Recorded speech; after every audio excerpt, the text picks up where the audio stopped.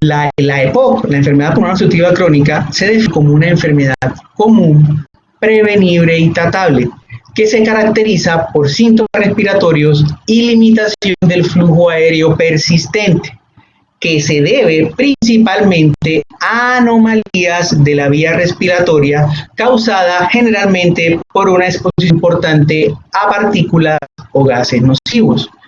Esta definición es bien importante porque tiene 3 puntos en general. Los puntos importantes es que dentro de esta definición está el diagnóstico. Para hacer el diagnóstico de EPOC hay que tener síntomas respiratorios compatibles con EPOC. En segundo lugar, una alteración obstructiva caracterizada por limitación persistente del flujo aéreo.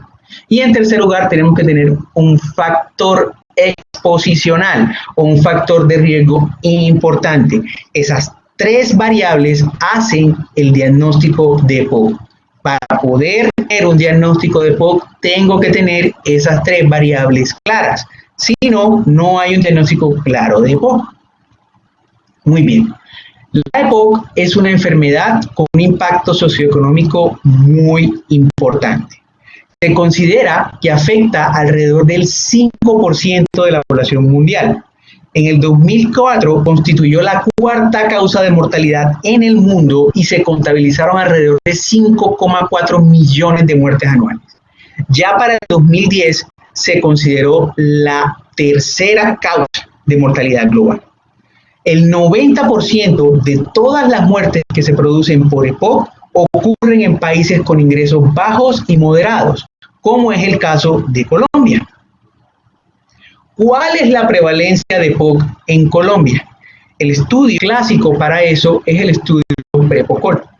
Ese está publicado en el 2008 en CHEST y busca y se acerca a la prevalencia de EPOC haciendo o buscando hombres y mujeres mayores de 40 años que fueran capaces de hacer una espirometría aceptable y que no tuvieran contraindicación para el uso de salbutamol, porque necesitan hacer una prueba post-broncodilatador. Se tomó una muestra representativa en 5 ciudades importantes: Barranquilla, Bogotá, Bucaramanga, Cali y Medellín. Se encontró que en términos generales la prevalencia de EPOC en Colombia es de alrededor de 8,9% en mayores de 40 años. La ciudad más afectada por EPOC es Medellín, con un 13,5%, y de hecho Medellín es la ciudad que tenía mayor prevalencia de tabaquismo, siendo el cigarrillo el principal condicionante de la enfermedad.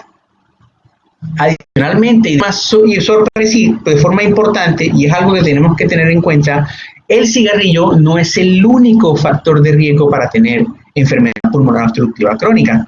De hecho, se encontró en el estudio que había una prevalencia de EPOC de un 5,2% entre los no fumadores, y entre los no fumadores que tenían EPOC, 3,1% estaban expuestos a humo de leña, otro factor de riesgo importante para EPOC.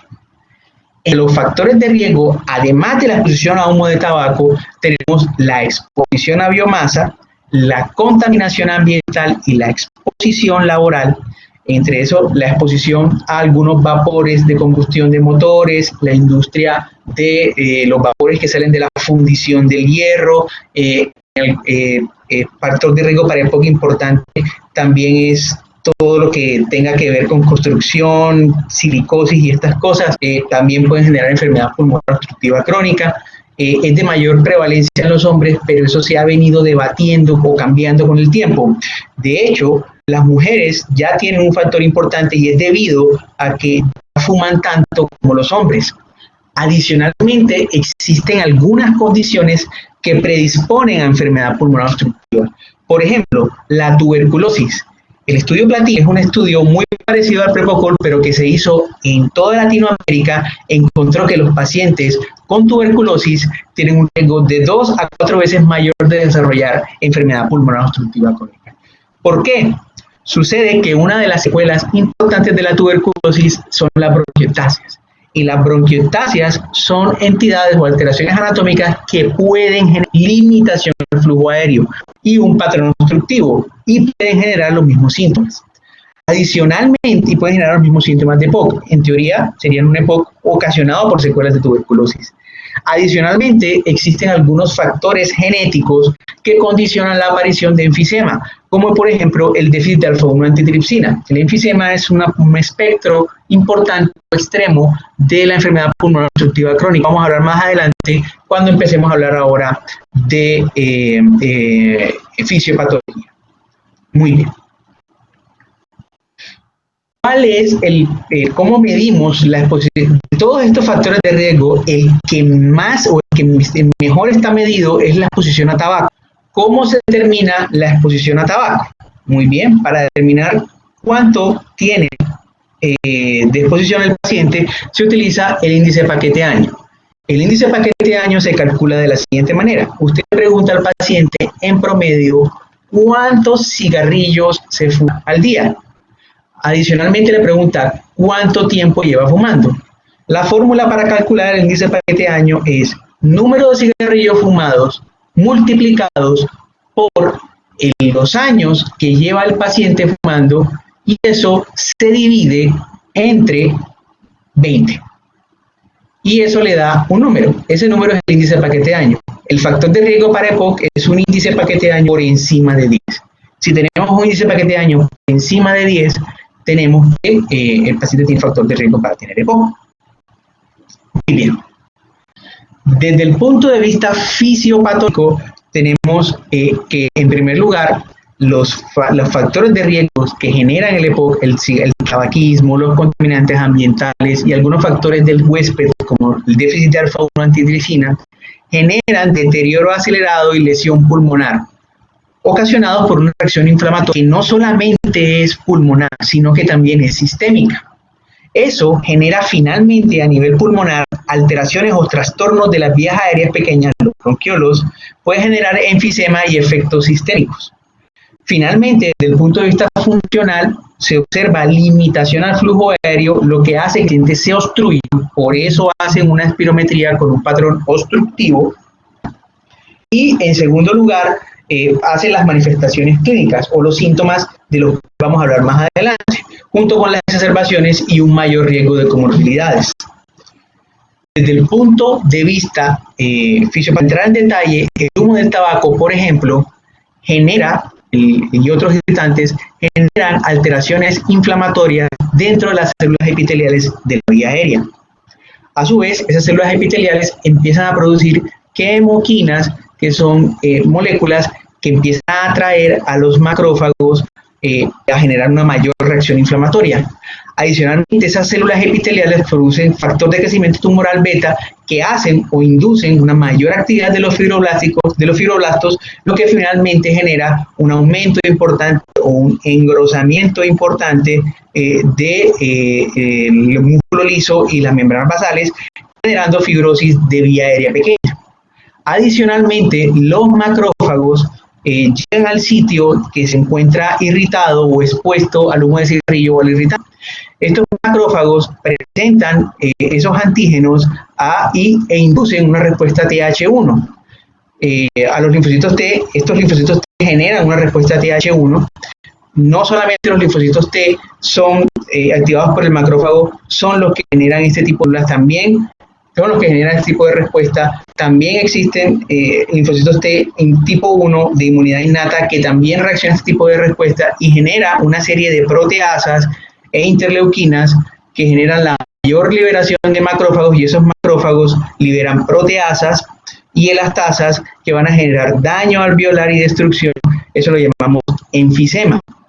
Adicionalmente, ese macrófago alveolar, que está presentando los antígenos, también secreta quinas que hace llamar a los neutrófilos, que liberan a su vez una mayor cantidad de enzimas destructoras, proteasas y elastasas, y además producen sustancias que generan una mayor secreción, estimulan la glándula mucosa del epitelio y a las células caliciformes, generando una mayor producción de moco. Todas esas tres cosas generan, toda esa inflamación bronquiolar genera engrosamiento de la pared, broncoconstricción, lesión de los tabiques alveolares y fibrosis de la pared bronquial, lo que genera finalmente obstrucción, hace que el flujo expiratorio se haga más lento, generando obstrucción, y por eso es que vemos esos patrones obstructivos. La reacción inflamatoria no solamente genera acciones en la vía aérea, también genera alteraciones vasculares, generando engrosamiento del endotelio. Además, esa obstrucción al flujo aéreo genera aumento importante del CO2 alveolar, lo que genera hipoxemia, y la hipoxemia genera vasoconstricción y remodelación endocrónica, generan vasoconstricción y remodelación endotelial, lo que finalmente va generando hipertensión pulmonar. Adicionalmente, la reacción, como les decía, no es solamente local dentro del pulmón. Esa reacción también se hace desde el punto de vista sistémico, y por eso vemos muchos pacientes con EPOC con enfermedades sistémicas relacionadas con la inflamación, como por ejemplo la hipertensión arterial. Los pacientes empiezan a perder peso, los pacientes de igual manera el gasto tan importante que hacen desde el punto de vista energético en la inflamación y el uso de los músculos accesorios para respirar, generan un deterioro importante progresivo de pacientes. Finalmente, todas estas reacciones inflamatorias producen un espectro que tiene dos extremos: el extremo bronquítico crónico y el extremo enfisema. Es importante entender que los pacientes con EPOC no solamente tienen bronquitis crónica y se presentan solamente como estos dos. Esto, digamos que son dos extremos de un espectro. Muchos pacientes están en la mitad.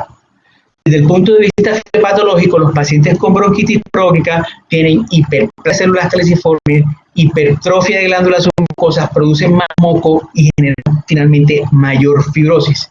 Mientras que los pacientes con enfisema generan mayor destrucción de la pared alveolar, generando enfisema centrolobulillar y panlobulillar. Y estos pacientes tienen una característica distinta. Eso lo vamos a hablar cuando hablemos de las manifestaciones clínicas. Muy bien, vamos directamente entonces a cómo se hace el diagnóstico de EPOC. Como les dije al comienzo de la charla, porque eso está implícito dentro de la definición de EPOC, para tener diagnóstico de EPOC tenemos que tener tres cosas.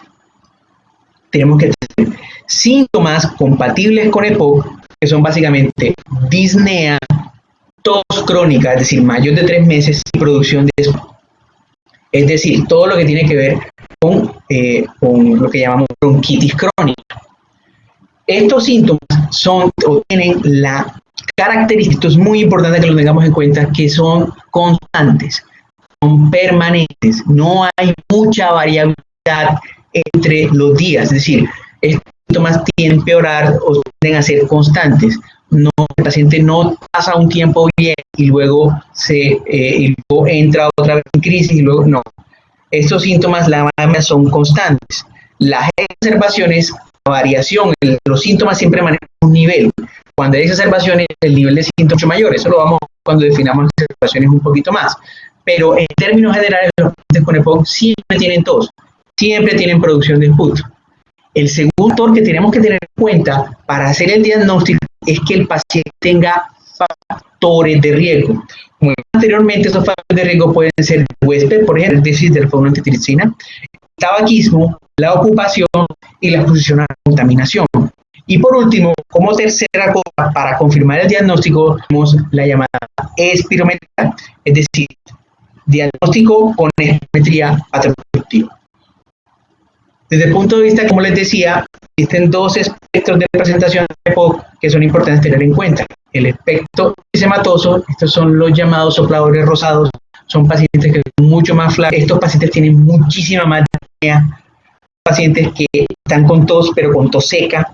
Estos pacientes usualmente no hacen signos de falla cardíaca derecha, tienen disminución de retracción elástica del pulmón porque están caracterizados por destrucción del parénquima pulmonar y no son pacientes que exacerben mucho.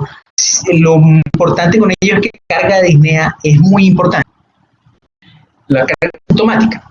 Sin embargo, los pacientes con bronquíticos o son los llamados sopladores azules son pacientes que tienen disnea menos síntomas, son pacientes que están expectorando todo el tiempo, tienen tos, mucha expectoración, usualmente hacen más hipoventilación alveolar, es decir, CO2 más alto, por lo tanto, frecuentemente acompañan de falla cardíaca derecha.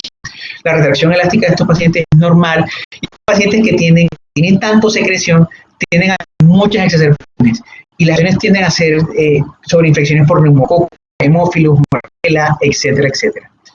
Es importante tener en cuenta que muchos pacientes están intermedios, pacientes con disnea intensa y cosas. Estos son dos espectros de la enfermedad, pero no quiere decir que se ejecute única y exclusivamente los pacientes de un fenotipo en particular.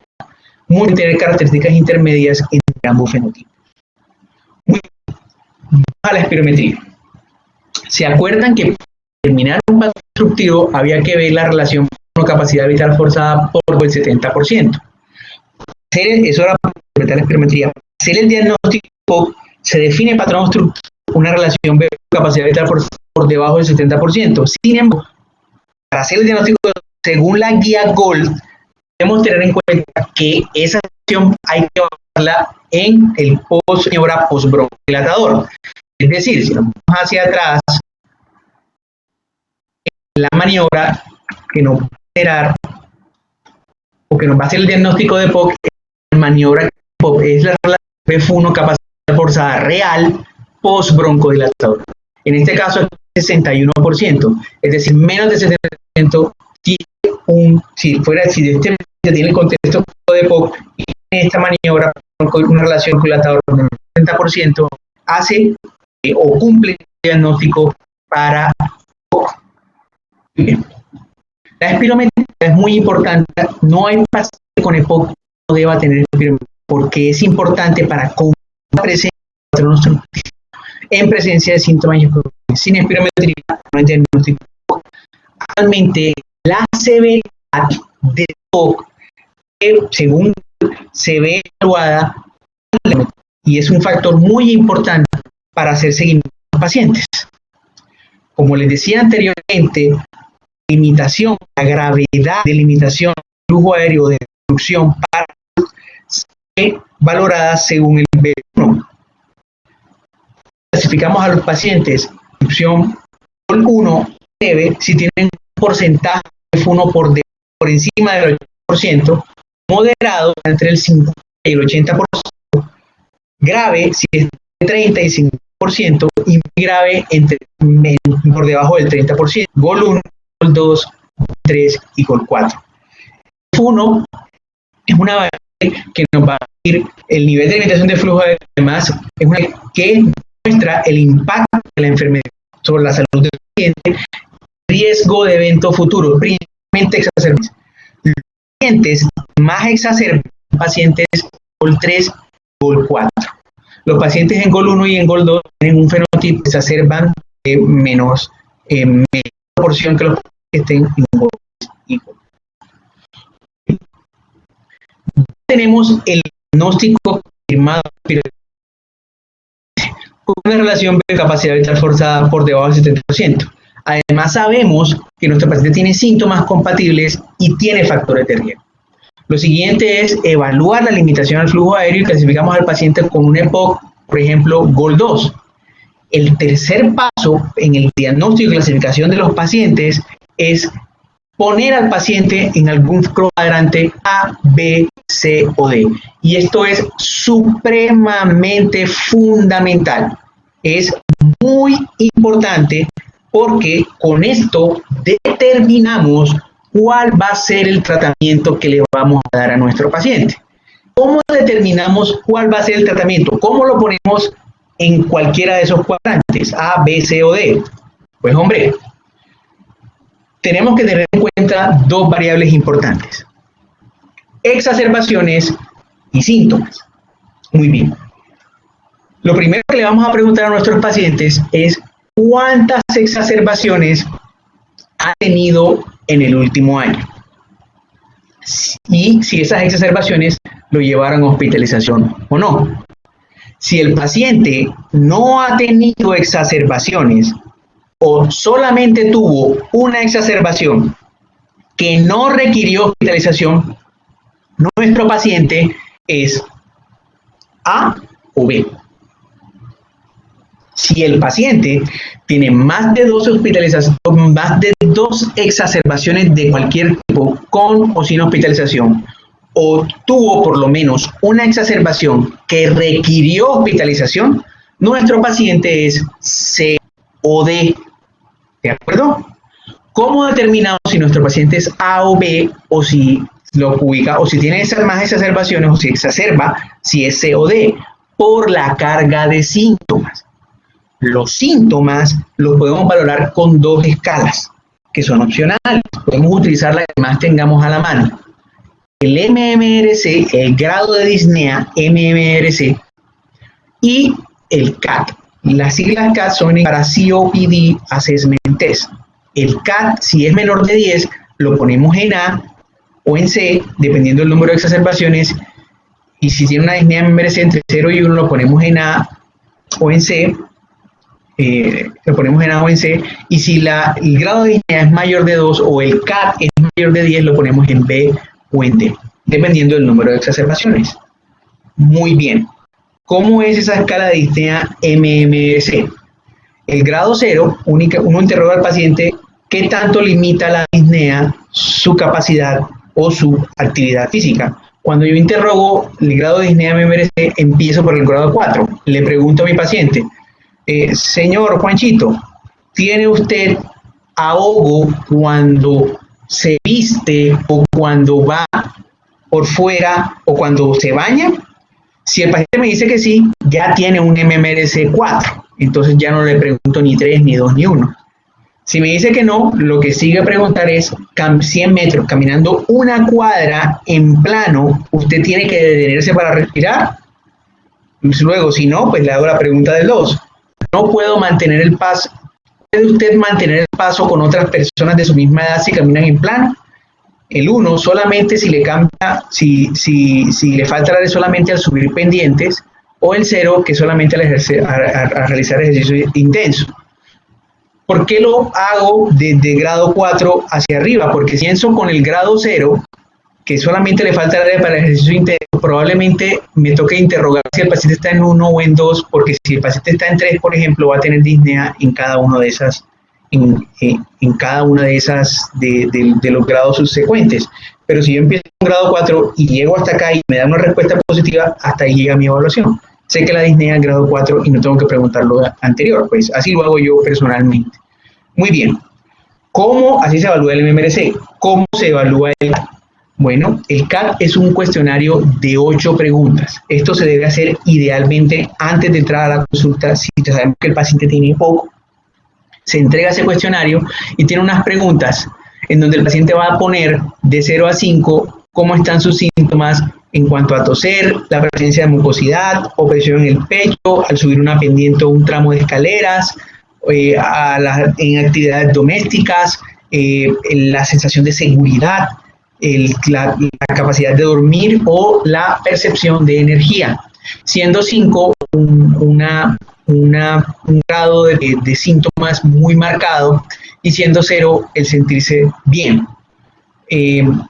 Este CAT está validado al español, se puede utilizar, usualmente una persona de un grado de educación media puede resolver la encuesta, no hay ningún problema, o una persona con asistencia lo puede hacer sin ningún problema.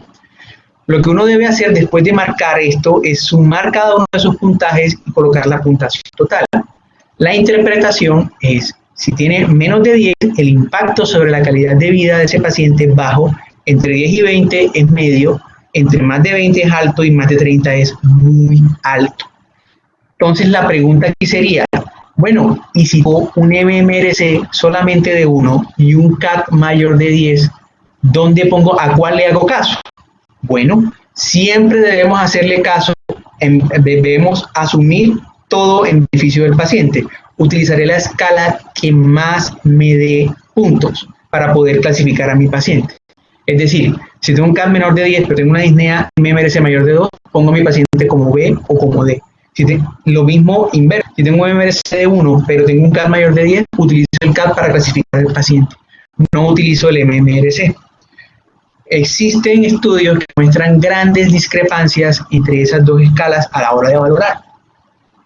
Yo siempre que puedo prefiero utilizar el CAT. El CAT los clasifica de una manera como mucho mejor que el MMRC, porque no solamente mide impacto en calidad de vida, sino también que el CAT se correlaciona mucho con exacerbaciones, que es uno de los objetivos que yo mitigar cuando estoy manejando EPOC. ¿de acuerdo? Exacerbaciones y síntomas, más que todo exacerbaciones, y el CAT se correlaciona mejor con exacerbaciones. Pero entiendo que muchas veces no tenemos el tiempo para hacer el CAT. Hacer el MMRC también es válido, se puede hacer, las guías no lo han cambiado por ahora, entonces también lo podemos utilizar y es una herramienta rápida y fácil. ¿De acuerdo? Ok, muy bien. En resumen, síntomas y factores de riesgo. Confirmo que mi paciente tiene EPOC espirométricamente con la relación BF1 capacidad ventral forzada postbroncodilatador. Evalúo el límite evalúo el grado de limitación del flujo aéreo con la escala de Gol y luego coloco a mi paciente en cualquiera de estos cuadrantes dependiendo del número de exacerbaciones y la presencia o no de síntomas. Muy bien. Ahora, ¿cuáles son los objetivos que tengo a la hora de evaluar o de tratar a mis pacientes? Entonces seguimos. Muy bien. Es importante tener en cuenta que los inhaladores que tenemos para manejar EPOC no se limitan a salbutamol, bromuro de ipatropio y beclometasona. Definitivamente no. La enfermedad ha avanzado un poco y es importante que tengamos en cuenta que tiene más opciones de tratamiento. De hecho, utiliza salbutamol, bromuro de ipatropio, que son broncodilatadores de acción corta, y beclometasona, un esteroide inhalado, no son la base del tratamiento de la EPOC. De hecho, una cosa que tenemos que cambiar de entrada es que los pacientes de entrada con EPOC no deberían recibir esteroide inhalado, excepto en unas condiciones muy particulares de las cuales vamos a hablar más adelante. ¿De acuerdo? Muy bien. ¿Cuáles son esos tratamientos que tenemos disponibles? Bueno, en primer lugar podemos hablar de broncodilatadores y vamos a hablar de los beta-2 agonistas. Estos beta-2 agonistas se dividen en acción corta y acción larga. Los de acción corta, o por su sigla en inglés, SABA, son todo esto está disponible en Colombia: salbutamol, terbutalina y levosalbutamol. Ahí está la duración de acción, 4 a 6 horas, por eso se llaman de acción corta, máximo 8 horas. Los de acción larga son de duración de más de 12 horas. Y el que tenemos disponible en Colombia, solo, como presentación sola, el indacaterol. Es el único que tenemos de acción corta, solo. Muy bien. Anticolinérgicos. También los anticolinérgicos, que también son broncodilatadores, los tenemos de acción corta y acción larga. Los de acción corta está el famoso bromuro de ipatropio. También una duración de 8 horas. Y los de acción larga, muchos de estos se utilizan en el manejo del EPOC y están disponibles en Colombia como solos. Son el tiotropio, el umeclidinio y el glicopirronio, con mecanismo con duración de acción de más de 12 horas. Esto es muy importante que lo tengamos en cuenta, porque los LAMA son piedra angular en el tratamiento de los pacientes que exacerban. Siempre que tengamos un paciente que llegó a la urgencia y le va exacerbado o estaba hospitalizado exacerbado por EPOC y no está recibiendo tratamiento con LAMA, tiene que irse con un LAMA, o si no estamos haciendo las cosas como no se deben hacer. O si no, ¿por qué? Porque no estamos reduciendo su riesgo de exacerbación. Son de los poquitos medicamentos EPOC que reducen el riesgo de exacerbación. ¿De acuerdo? Muy bien. Además de eso, tenemos combinaciones. Hay combinaciones eso está disponible también en Colombia, combinaciones de broncodilatadores de acción corta, fenoterol y ipatropio. Ese solamente está disponible en nebulizado, es el famoso Vero Dual, fenoterol y ipatropio, y salbutamol y ipatropio, ese viene en inhalador de dosis medida, es el Conviven, también está disponible. Y combinaciones LAVA-LAMA. Cuando hablemos de LAVA-LAMA, hablamos de una combinación de broncodilatadores de acción larga, y todos estos están disponibles en Colombia: formoterol glupirronio, indacaterol glupirronio, bilanterol umeclidinio y tiotropio olodaterol. Muy bien. Lo otro que tenemos para el manejo del EPOC son los esteroides inhalados. Es muy importante que tengamos en cuenta que los esteroides inhalados, como les dije anteriormente, no son la piedra angular del tratamiento del EPOC. no pueden faltar en asma. En asma, la piedra angular del tratamiento, pero en EPOC no. Todavía no nos ponemos de acuerdo cuándo poner, mejor dicho, todavía es controversial y punto de discusión en qué momento colocar un esteroide inhalado.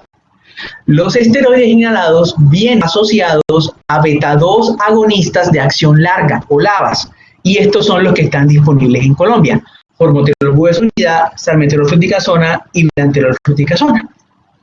Muy bien. ¿Cuándo se coloca un EPOC? ¿Cuándo se coloca un esteroide inhalado? Fíjense que no hay una recomendación clara.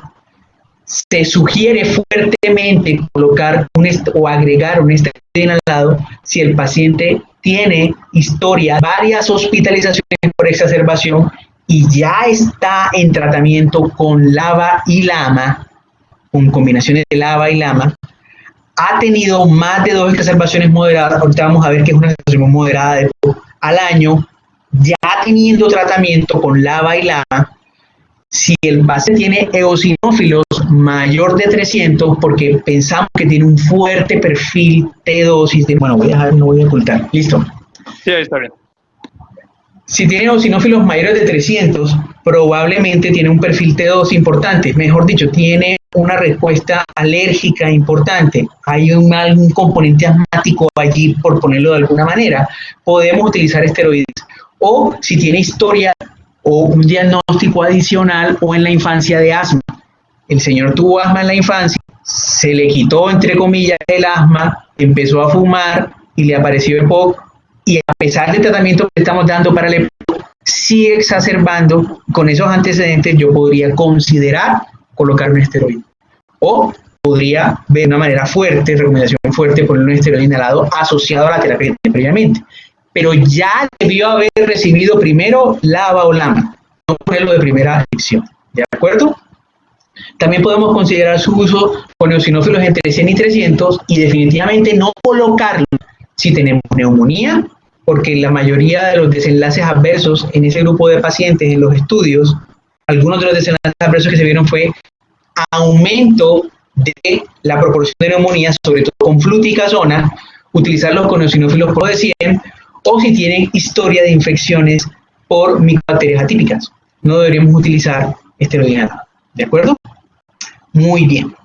Con micobacterias, en términos generales. Los otros tratamientos que tenemos son los inhibidores de fosfodiesterasa. Los únicos que quedan son el roflumilaz, que ya es un tratamiento un poco más avanzado, toca ponerlo con neumología, y las metilxantinas, que son las teofilinas. Las asociaciones LABA creo que no necesitan neumología, las puede colocar el internista, e incluso el médico general que esté en la consulta debería poder colocar, porque si no está haciendo mala práctica para manejar el EPOC, quitémonos de la cabeza vean todas esas opciones terapéuticas que tenemos. Quitemos de la cabeza que solamente tenemos salbutamol, bromuro y patropio de augmentación, porque se puede colocar más cosas. ¿De acuerdo? Muy bien. ¿Cómo vamos a colocar el tratamiento? Los pacientes que estén en el grado A son los pacientes que tienen menos síntomas, es decir, tienen un MMRC entre 0 y 1 y tienen, o un CAT menor de 10 y tienen bajo riesgo de exacerbaciones. Es decir, solamente no tienen exacerbaciones o tienen una exacerbación en el último año sin hospitalización. ¿Qué se les recomienda poner a esos pacientes? Le podemos colocar broncodilatadores de acción corta a necesidad solamente o combinaciones de broncodilatadores de acción corta. Es el único paciente que se beneficia de tener salbutamol cuando lo requiera o utilizar solamente bromuro de patropio cuando lo requiera. Podríamos utilizar un broncodilatador de acción larga si los síntomas no se mejoran, pero usualmente este paciente no tiene tantos síntomas. Entonces, este paciente se va a quedar únicamente con broncodilatadores de acción corta, usualmente. Cuando el paciente tiene síntomas, es decir, es un GOL-B, es decir, tiene un MRC mayor a 2, mayor o igual a 2, adicionalmente, o tiene un CAT mayor de 10, o tiene un bajo, y junto con un bajo riesgo de exacerbación, este paciente necesita un broncodilatador de acción larga. Puede ser o LABA, es decir, broncodilatador beta-2 agonista de acción larga, o un LAMA, un antimuscarínico, un anticolinérgico de acción larga. No se pueden quedar estos pacientes con síntomas sin un LABA o un LAMA. ¿Por qué un LABA o un LAMA en este tipo de pacientes? Porque cualquiera de los dos ha demostrado disminución importante en la sintomatología, no hay diferencia los unos con los otros. Si el paciente persiste con muchos síntomas, es decir, persiste con síntomas moderados o severos o un CAT mayor a 10, podemos agregarle un LABA y un LAMA. Pero la primera elección va a ser utilizar un LABA o un LAMA solitos de entrada. Vean, tan temprano como tener solamente disnea MMRC2 o tener un CAT mayor de 10. No tenemos que esperar que el paciente se exacerbe. Ahora bien, vamos ahora a la parte de arriba del cuadro, los pacientes COD, es decir, los pacientes que sí se exacerban. Los pacientes que tienen más de 2 exacerbaciones en el último año de cualquier tipo o que tengan más de una exacerbación que requiera hospitalización. Si el paciente no tiene síntomas, estos pacientes o sí tienen que tener un LAMA, es decir, tienen que tener un anticolinérgico de acción larga. ¿Por qué tienen que tener un anticolinérgico de acción larga? Porque el tiotropio demostró tener un efecto ligeramente superior para disminuir exacerbaciones en la población con el EPOC sobre los broncodilatadores de acción corta, de acción larga. Es decir, para control de síntomas son iguales, pero para controlar exacerbaciones, el LAMA tiene un efecto mucho mayor que el broncodilatador de acción del beta-2 agonista de acción larga. Por eso no puede faltar un LAMA si el paciente exacerba. Si no tiene síntomas, podemos utilizar un LAMA solito, no más, y utilizar un broncodilatador de acción corta a necesidad solamente, si no tiene síntomas. Sin embargo, el GOL-C es muy poco común, muy poquitos pacientes exacerban y no tienen síntomas. Ahora bien, si el paciente tiene más de 2 exacerbaciones, exacerba, además de eso, es sintomático, es decir, tiene una disnea MMRC mayor de 2 y un CAT mayor de 10, de entrada tiene que tener una combinación beta-2 adrenérgico de acción larga y anticolinérgico de acción larga. ¿De acuerdo? LABA, LAM. Si el paciente tiene alguna de las características de las que hablamos previamente para uso de esteroide, es decir, tiene eosinófilos mayor de 300 o antecedentes de diagnóstico de asma y no controla con LABA-LAMA, podemos considerar colocar un esteroide. Los esteroides no van combinados con los LAMA, no hay ninguna presentación comercial que combine LAMA y IPS. Solamente hay presentaciones comerciales, no me pregunten por qué, no lo sé, sería bueno tener una combinación LAMA-esteroide, pero no la hay, entonces hay LABA-esteroide. Solamente de preferencia según las indicaciones que vimos previamente. Si el paciente no mejora, sigue exacerbando, a pesar de eso, podríamos utilizar triple terapia, es decir, LABA, LAMA y esteroide. Por 3 meses, si el paciente no mejora, empezar a buscar diagnósticos alternos o empezar a pensar si el paciente se beneficia de utilizar roflumilaz o acitromicina. Ya es una decisión de neumología. ¿De acuerdo? O si le podemos hacer manejo quirúrgico, en fin, si hay muchas bulas, en fin. El EPOC, bueno, esto era para mirar el manejo inicial. ¿Qué tenemos que preguntarle a nuestro paciente si para hacer el seguimiento o para modificar el seguimiento?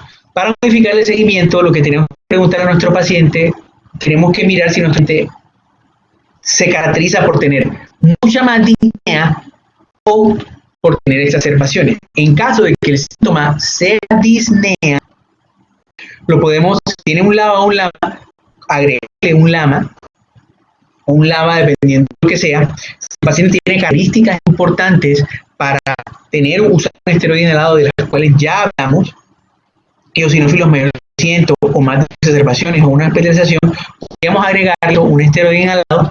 O si el paciente persiste con mucha disnea, podremos incluso ponerle o considerar triple terapia. ¿De acuerdo? De todas maneras, siempre tener en cuenta que todos los pacientes con EPOC no disnea solamente con EPOC. Estos pacientes tienen una alta probabilidad de tener falla cardíaca, alto riesgo cardiovascular. Entonces es importante saber que la disnea sea o se deba al EPOC. Por eso hay que investigar y buscar algunos diagnósticos diferenciales. Si el paciente no se queja tanto de disnea, se queja más de exacerbaciones, ya debe tener LAMA. Si no tiene LAMA, se lo agregamos Le ponemos esteroides solamente si tienen las características de las cuales hablamos previamente, y consideramos triple terapia en caso de que el paciente no mejore.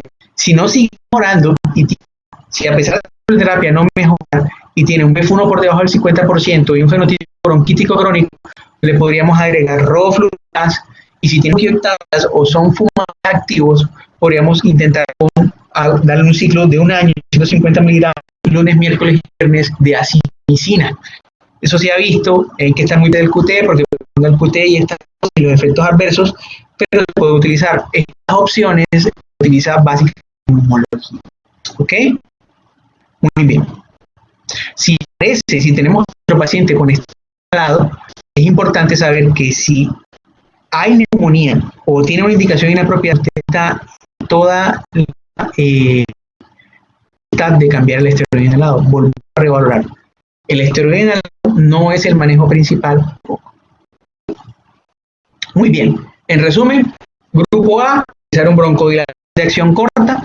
Grupo B, lava-lama. Grupo C, cuando el grupo C o el D son pacientes que exacerban, sí o sí tienen que tener un lama. En el grupo C podemos ponerlo si no tiene solo un lama. En el grupo D ya tenemos que darlo a otro tipo de cosas. ¿De acuerdo? No solamente manejo farmacológico, existen otras medidas que se deben aplicar en el cuidado de este tipo de pacientes. La primera, rehabilitación pulmonar.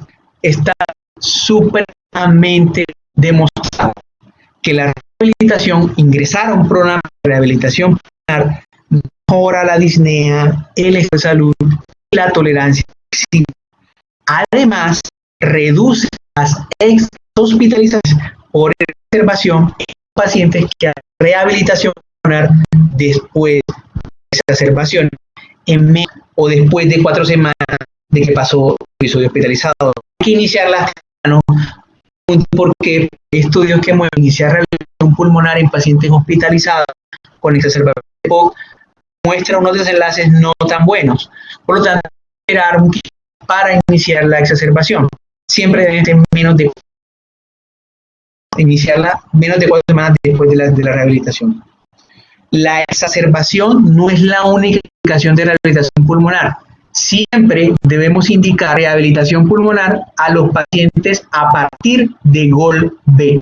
Si el paciente tiene GOL B, GOL C o GOL D, deben haber ingresado a un programa de rehabilitación pulmonar. Los programas de rehabilitación pulmonar usualmente son sesiones presenciales en un gimnasio de aproximadamente de 12 semanas, básicamente. Usualmente en esas 12 semanas se van 3 veces a la semana.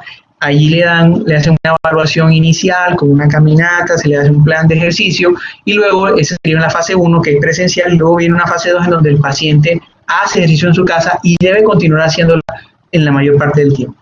Si el paciente exacerba, mayor indicación para iniciar rehabilitación pulmonar, siempre deben ser remitidos. Lo otro importante que tener en cuenta es el uso de oxígeno. Los pacientes con EPOC también se benefician del uso de oxígeno. De hecho, usar oxígeno bien indicado en EPOC aumenta la supervivencia de los pacientes. Es una de las intervenciones que mejora mortalidad en EPOC. ¿Cuándo vamos a utilizar oxígeno? La indicación de oxígeno en la insuficiencia respiratoria crónica, definido como una presión arterial de oxígeno en los gases arteriales menor de 55 o una saturación de oxígeno menor de 88% a área ambiente a nivel del mar, o tener una presión arterial de oxígeno entre 60 y 55 si el paciente tiene ya signos de falla derecha, es decir, hipertensión pulmonar, es decir, edema de miembros inferiores, ingurgitación yugular, o si tiene eritrocitosis, un hematocrit mayor de 45%, deberían tener oxígeno si tienen PaO2 entre 60 y 55. Esas son las indicaciones puntuales de oxígeno domiciliario. También es importante asomar las medidas de prevención y es importante dejar de fumar. Dejar de fumar es también una de las medidas que mejora la mortalidad en EPOC. Siempre vale la pena dejar de fumar. Si uno tiene cáncer de pulmón y está fumando, si deja de fumar, tiene un desenlaces benéficos en el paciente, a pesar de que tenga un cáncer avanzado. Dejar de fumar me genera una mayor recuperación funcional y disminuir las exacerbaciones. Es una prioridad y además es importante para prevenir el EPOC. Y la otra medida importante es la vacunación. La vacunación debe hacerse principalmente para dos cosas. Para influenza, la vacuna para influenza se renueva cada año. Los pacientes mayores de 50 años o pacientes con EPOC de cualquier edad deben vacunarse con influenza una sola dosis todos los años. La vacuna para neumococo reduce la incidencia de neumonía en pacientes mayores de 65 años con un F1 menor del 40% y con movilidades. ¿Cuál es el esquema de vacunación que debemos utilizar en los pacientes con EPOC? Bueno, de entrada en la diapositiva que existen dos tipos de vacunas. Una vacuna conjugada de 13 serotipos y una vacuna de 23 serotipos. Si el paciente no ha recibido vacuna para neumococo, debe iniciar con una vacuna conjugada de 13 serotipos y al año colocar la vacuna de 23 serotipos. ¿De acuerdo? Si el paciente tiene más de 65 años, debe repetir la vacuna de 23 serotipos cada 5 años. La vacuna conjugada se coloca una vez en la vida. Muy bien. ¿Qué sucede si el paciente tiene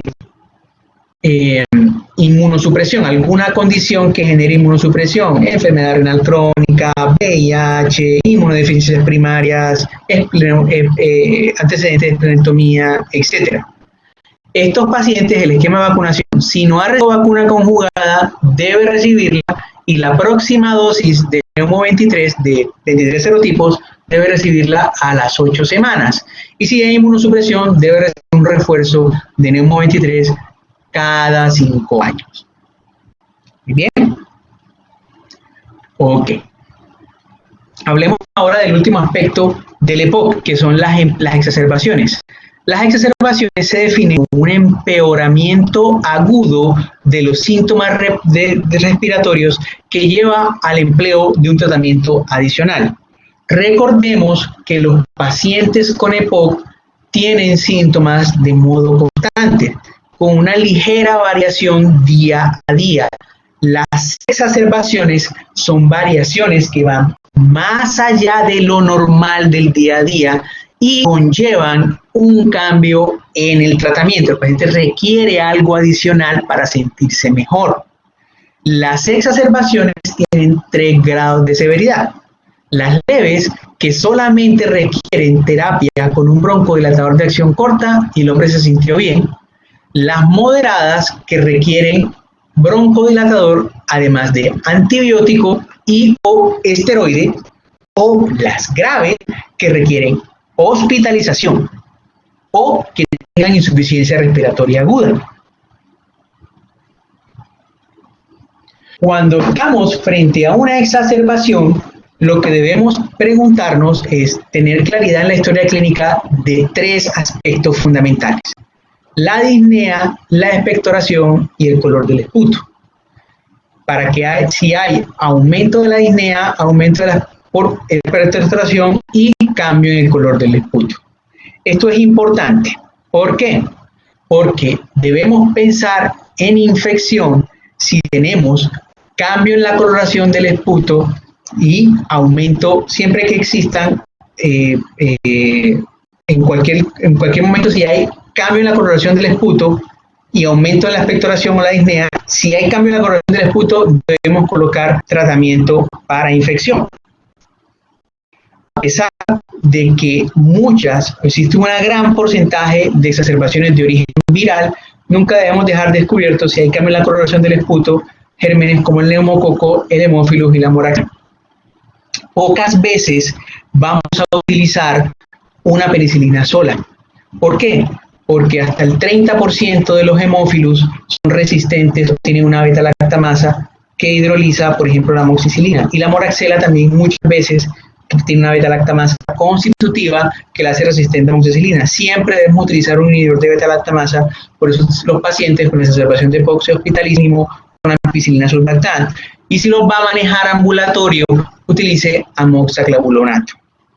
Muy bien. Además del manejo antibiótico, que va usted a ponerlo solamente si tiene 2 de 3 criterios y sobre todo si hay cambio en la coloración del esputo, también tiene que colocar un esquema broncodilatador y la exacerbación es la única indicación para colocar esteroide oral.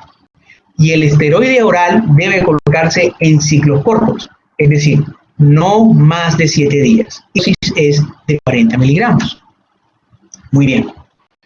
Como les decía anteriormente, los esteroides se ven asociados a mejoría de la función pulmonar con acortamiento del tiempo de recuperación y hospitalización. La duración no debe ser superior a 7 días. Se recomienda una dosis de 40 miligramos. Siempre que usted tenga un paciente en la urgencia, va a preferir la terapia oral, porque no existe diferencia en desenlaces entre terapia oral y administración endovenosa de esteroides. Ahora bien, si su paciente no tolera la vía oral, pues nada que hacer, usted se lo pone endovenoso, pero siempre utilice terapia oral. No se utilizan esteroides inhalados. El único esteroide inhalado que tiene estudios en exacerbación es la budesonida nebulizada. No tiene mejor rendimiento o no tiene mejores desenlaces que la prednisolona oral y tiene un mayor costo. Sin embargo, es importante tenerla en cuenta como una alternativa a la administración oral de esteroides. Muy bien. Como les dije, el antibiótico también ha demostrado en los pacientes seleccionados reducir el tiempo de recuperación, caída temprana y fracaso terapéutico. Siempre se colocan en los pacientes que tengan 3 criterios o en los pacientes que tengan 2 criterios si uno de esos criterios es cambio en la coloración del esputo. Es importante tener en cuenta que debemos utilizar básicamente, preferiblemente aminopenicilina junto al inhibidor de beta-lactamasa. Como a mí no me gusta mucho utilizar macroligotetraciclinas, algunas guías lo sugieren, pero a mí no me gusta mucho por la alta tasa de resistencia, y siempre se prefiere utilizar la administración oral en caso de que tengamos a nuestros pacientes con tolerancia a la vía oral. En caso de que nuestro paciente empeore a pesar de las medidas que estamos utilizando y lo tengamos que ventilar, siempre debemos preferir ventilación mecánica no invasiva sobre la intubación. La ventilación mecánica no invasiva es el primer método utilizado en pacientes con insuficiencia respiratoria aguda y con EPOC. ¿Cómo vamos a utilizar? ¿Cuándo vamos a indicar ventilación mecánica no invasiva? Cuando tengamos acidosis respiratoria, es decir, un pH por debajo de 7.35 con una PaCO2 por debajo, mayor a 45 a nivel del mar. Que tengamos disnea graves con signos que sugieran fatiga de los músculos respiratorios o en hipoxemia persistente a pesar de oxigenoterapia y manejo con broncodilatador. Es importante tener en cuenta que no vamos a utilizar no invasiva en pacientes que tengan alteración del estado de conciencia o pacientes hemodinámicamente inestables que tengan vasopresión. Esos pacientes preferimos intubarlos. Siempre hay que preferir ventilación mecánica no invasiva, en EPOC, ventilación mecánica no invasiva sobre intubación orotraqueal, excepto en esos casos. En resumen, queda demostrado supervivencia de tener el tabaco, el esteroide oral en exacerbación, ventilación mecánica no invasiva en fase aguda en los pacientes y la cirugía de reducción de volúmenes pulmonares. La estrategia terapéutica avanzada en los pacientes con EPOC que no mejora con terapia farmacológica.